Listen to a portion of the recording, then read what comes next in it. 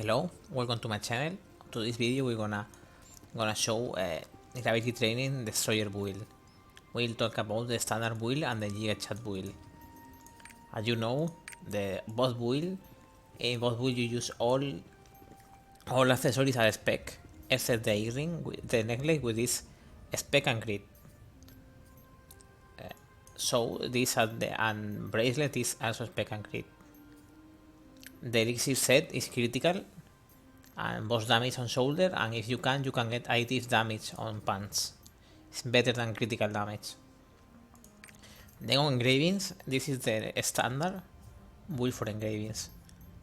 We'll cover up the Gigachad build later. Then this build I'm showing you use 5 damage gems. So as you can see, I'm gonna start with the normal skill.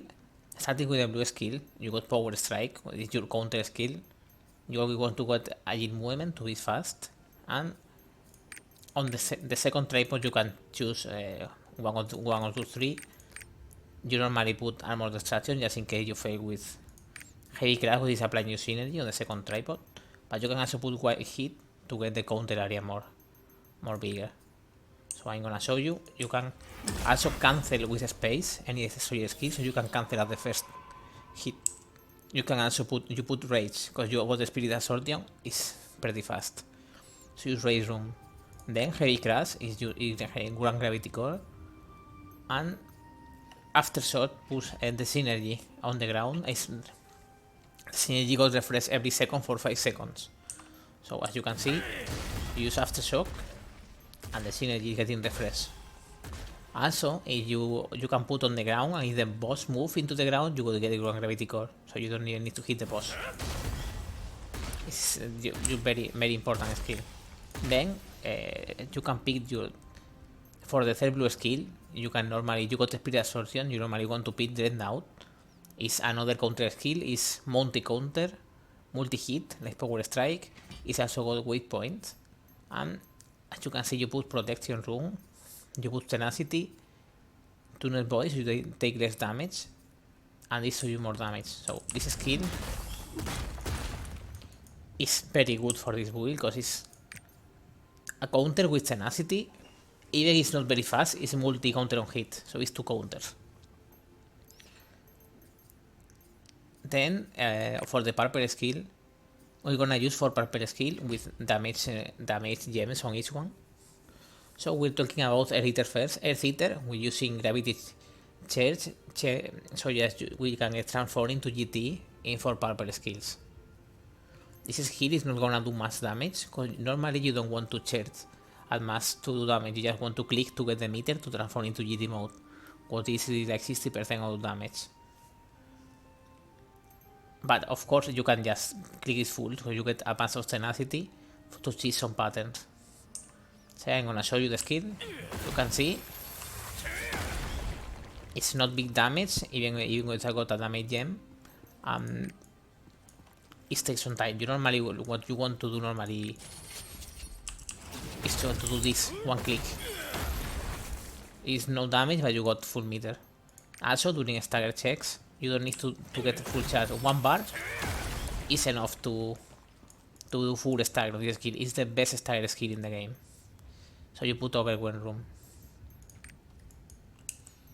Also, if you're thinking about putting a damage cooldown room, a gem is a damage one. The difference in seconds is 4 seconds. I mean, if you play well and know the pattern, you don't need. It's prefer to get a damage gem, so you can extra damage.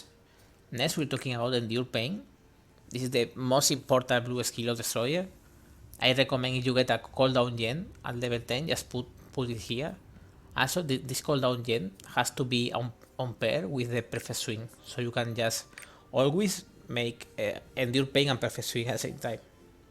Endure pain is just taunt skill, because in bosses that you can taunt, you can put the taunt tripod, so the boss is taunted. Or in bosses that you just swap tripod to a seal tripod. And on the first line, you can take white hit, but it's normally preferred to get guaranteed cores, so you can get 3 blue cores even if you don't hit anything. On the third line, you normally want more duration of the super armor immunity and tenacity and the shield, or even in some cases you can take 90% DR. That is a lot. On this skill, we use quick recharge room because we don't got any problem with mana in the last update.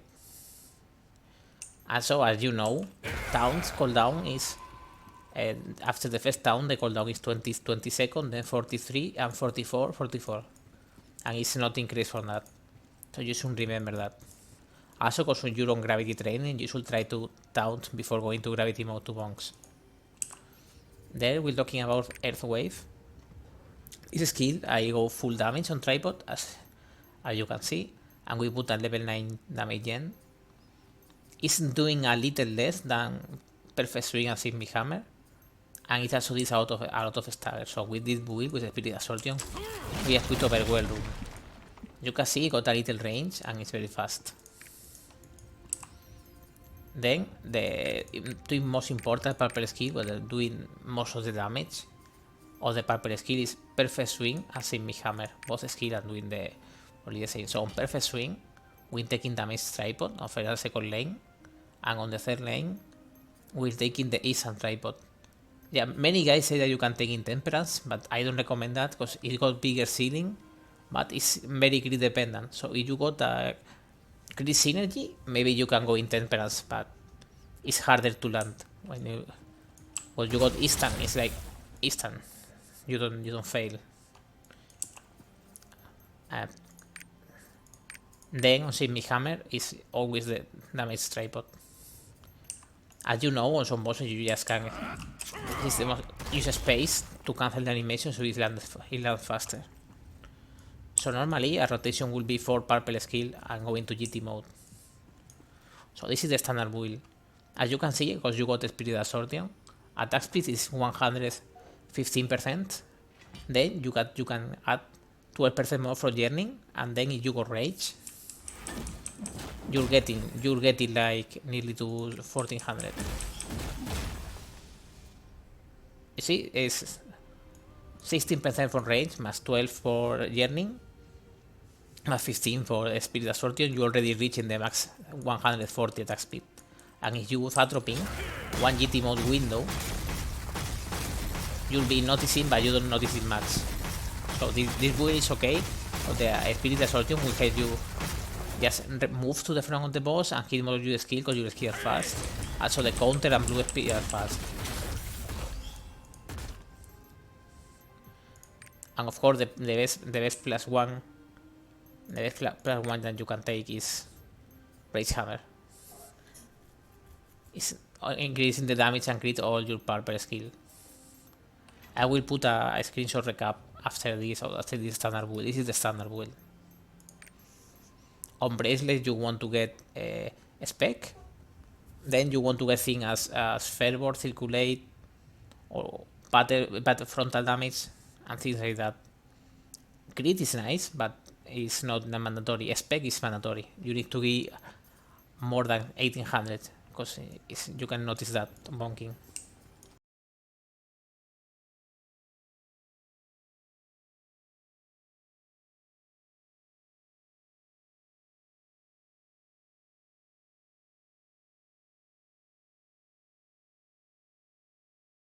I will just go out and I will just talk about the Gigachad build that I was testing. It's super good. It's harder to play than this standard build, and also you need to spend more gold to make the build because you don't use Spirit Assortion anymore. On this build you replace Spirit Assortion with a Curse Doll. So as you can see, the statistics are the same, but on engraving you got Curse Doll instead of Spirit Assortion. So now you're getting a 100% attack speed plus 12 from Yearning, and then if you got Rage you got 16 more, so you got 128. And then if you use Atropine you're getting more than 140, which is the cap of attack speed, and then you're getting the extra damage for Curse Doll. So this build is just a bigger ceiling, but you need to reposition and no user better. And cause we're running like with running speed assortion, we have to change the blue skill. So on the blue skill, we have to put Gale Wind on Power Strike. On this case, as I said before, you can on the second line you can swap the tripod. Normally between armor destruction and white hit, and we put level 10 here to get more damage. It's more fast. Second and blue skill is heavy crash. It's the same as in the other build. It's top line synergy. And aftershock is very important to get. Then on the third skill is we only run one counter. We are low. We got less movement speed. We use power shoulder just to move with a rage rune. Cause power shoulder check the rage rune 2 times because it's 2 hits. So what you want to try on this build is whenever you're going to GT mode, you just use power shoulder before entering. Just try to proc in rage rune. That's the big difference. Also, like in the other build, all these 3 blue skill got a level 9 cooldown gem. The other gem at the second build. Same Earth Eater is the same. I got a level 9 damage gem, but you can lower it because it's like low damage. Because you normally want to tap it. Also, it's like the same gravity charge to get more. To get into GT for purple, tenacity, and earth and rain to do more damage. Overwhelm rune because it's the best stagger skill that the Sawyer got. Endure pain is the same. We recharge and we get in the same tripod and the other build. Very similar. Now it's a different because we got no spirit assortion. We need to put another Gale Wing on Earthwave because if not, Earthwave is gonna be. You can see it's already slower than the other build. So you need to put Gale Wing to avoid being so slow. Then on Perfect Swing, we take either way the same tripods or full damage tripod, and on Save Me Hammer we do full damage tripod. And I'm gonna show you, as you can see.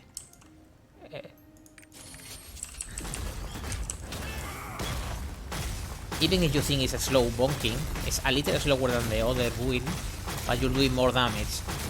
So on Trition test, both builds are doing the same damage, but in reality, if you use an atropine, this build deal more damage.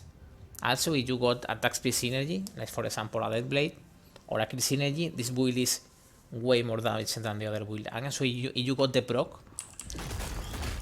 of Rage Rune from Power Shoulder before a gravity training, is more damage than the other build.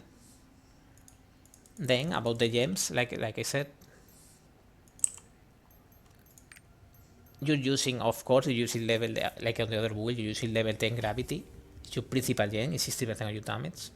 Then you're using 3 cooldown gems on all your purple skill. At level 10 on Endure Pain should be on pair with Perfect Swing.